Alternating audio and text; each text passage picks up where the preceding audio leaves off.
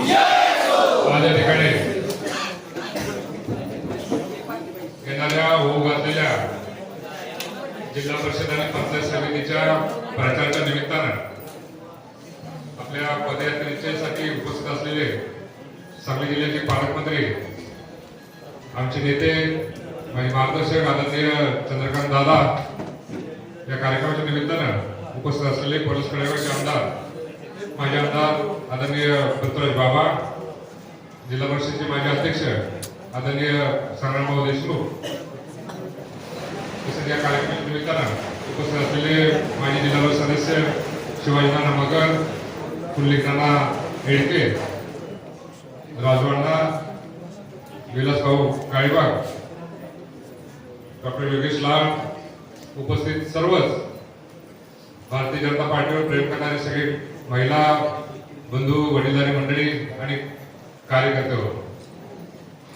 खरं म्हटलं तर गेल्या आठवड्यात मी दादांना विनंती केली होती की दादा, ही जिल्हा परिषदेची तिकीट ही लोकांच्या आग्रहास्तव आम्हाला घ्यायला लागते, पण आम्हाला पार्टीकडून ताकद पाहिजे आणि तुम्ही जर इथं आलात तर थोडासा आम्हाला उत्साह कार्यकर्ते तयार होईल की भारतीय जनता पार्टीचं नेतृत्व देखील आपल्या पाठीमागे आहे आणि आपण उत्साहानं आणखी डबल स्पीडनं पळावं अशी कार्यकर्त्याची भावना आहे.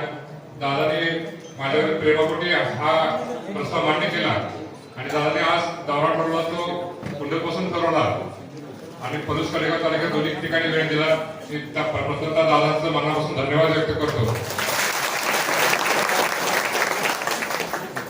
दादा ही सगळी मंडळी आमच्या डॉक्टर क्रांतिकारी जी डी बापू लाल यांच्या विचारावर प्रेम करणारे मंडळी, त्यांनी मनापासून भारतीय जनता पार्टीचा स्वीकार केला आणि सगळ्यांचा आग्रह हाच होता की धनश्री लाल ह्या उमेदवाराला झाल्या पाहिजेत. आमची घ्यायची इच्छा नव्हती, तरी लोकांच्या आग्रहास्तव, महिलांच्या आग्रहास्तव ही उमेदवारी केली गेली आणि अतिशय उत्स्फूर्त प्रतिसाद या लोकांच्यातून, जनमानसातून आम्हाला मिळतोय. विशेषतः महिला आम्हाला सांगतात की ही उमेदवारी आमची आहे आणि आमच्या उमेदवारीसाठी आम्ही प्रयत्न करणार.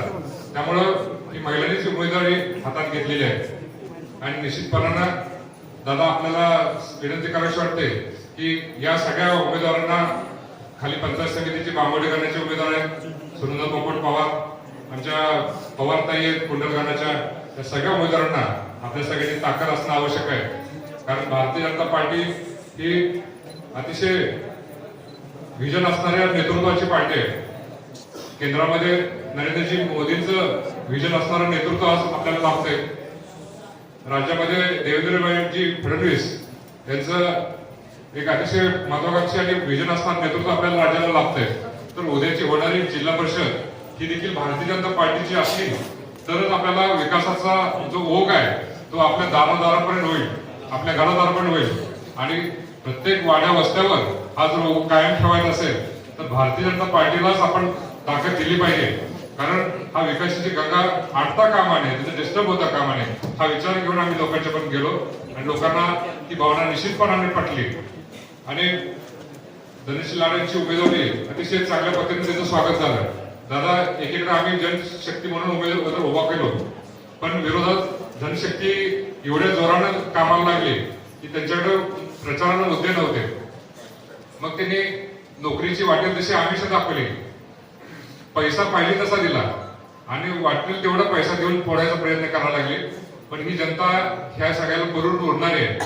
कारण बंद पडलेल्या तुळशी कारखान्याचा आमिष दाखवून या लोकांनी लोकांची मतं फोडण्याचा, त्यांना डायव्हर्ट करण्याचा प्रयत्न केला. अजून कारखाना चालू नाही, अजून कारखाना लिटिगेशन मध्ये, तरी देखील त्याचा आमिष या लोकांना नोकरीचा दाखवलं जातं. कारण त्यांच्याकडे प्रचाराचे मुद्दे नाही. तुम्ही विकासाचा मुद्दा घेऊन लोकांसमोर जावा, तुम्ही काम काय करणार, आतापर्यंत काम काय केलं, उमेदवाराचा प्रतिमा काय, तो लोकांशी कसा वागतो, सुखदुःखात तो सामील होतो का नाही, त्यांना लोकांशी किती अडचणी काढल्या, ह्याच्यावर निवडणूक व्हायला पाहिजे होती. पण ती निवडणूक त्यांच्याकडे ते मुद्दे नसल्यामुळे त्यांनी नोकरी आणि पैशावर नेली. पण दादा, ही जनता सुज्ञ आहे, जागरूक आहे.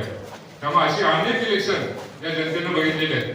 तर ही जनता निश्चितपणाने या आमिषाला पुरून उरणार आहे आणि निश्चितपणाने सर्वसामान्याची उमेदवारी म्हणून धनश्री लाड आणि सुनंदाताई पवार संगपाळ आणि पवारताई यांना ही निश्चितपणाने साथ देईल असा विश्वास या निमित्ताने व्यक्त करतो. खऱ्या अर्थानं बरंचसं काय बोलायचं आहे, पण दादा इथून पुढच्या काळात भारतीय जनता पार्टीची अतिशय चांगली ताकद या भागात वाढलेली आहे. आज धनश्री लाड यांनी संपूर्ण पंचवीस गडेगाव तालुक्यात भारतीय जनता पार्टीचे महिला मेळावे घेऊन पक्ष तळागाळात रुजवण्याचा प्रयत्न केला. राज्याच्या योजना, केंद्राच्या योजना महिलांना माहीत व्हाव्यात, सरकार जनतेसाठी काय करतंय हे त्यांना माहीत व्हावं म्हणून तिथं पण मेळावे घेतले गेले आणि अतिशय यशस्वी मेळावे गेले. आज 40,000 ते 50,000 लोकांच्यापर्यंत आतापर्यंत भारतीय जनता पार्टी पोहोचली.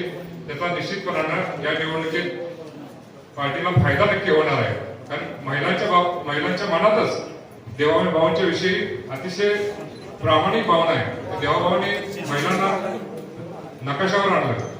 कामाच्या बाबतीत महिलांचं देवाभावांच्यावर विशेष प्रेम आहे. त्यामुळे इथून पुढच्या काळात देखील महिलांच्या बाबतीत विशेष धोरण आपण आखूया, युवकांच्या बाबतीत विशेष धोरण आखूया. पोलीस कडेगावमधील अनेक प्रश्न आपल्याकडे आहेत, पण आज जिल्हा परिषदचा विषय आहे. त्यामुळे जिल्हा परिषदेच्या बाबतीत गावागावात आपली भारतीय जनता पार्टी पोहोचलेली आहे, पण त्यांना ताकद आपण द्यावी असा एक विश्वास त्याने त्यांना व्यक्त करतो. खरं तर आज वेळ जास्त नाहीये, पण दादा तुम्ही तुमचं असंच लक्ष, अशीच ताकद आम्हा सर्वसामान्य कार्यकर्त्यावर राहावी अशी प्रामाणिकपणाने भावना व्यक्त करतो आणि माझा लांबलेला भाषण संपवतो. जय हिंद, जय महाराष्ट्र.